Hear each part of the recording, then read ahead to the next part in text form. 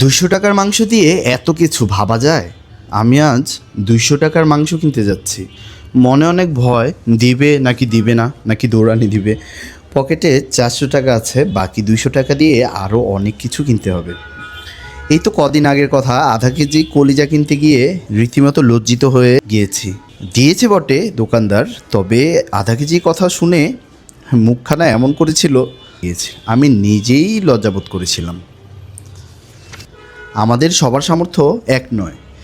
আমরা নিম্ন শ্রেণীর মানুষ, আর যারা মাছ মাংস বিক্রেতা তারাও যে খুব জমিদার বংশের মানুষ আমার মনে হয় না। কিন্তু তারা আমাদের কষ্টটা কেন যে বোঝে না। এই ধরেন 2 দোকান ঘুরে আমার 200 টাকার মাংস কিনতে হয়েছে। ওই দুইজন দিলই না। মাছ কিনতে গিয়েছি, বললাম আধা কেজি দাও, সে জোর করে 800 থেকে 900 গ্রাম ব্যাগে ঢুকিয়ে মাপলো আর বলল অল্প একটু বেশি আছে, নিয়ে যান।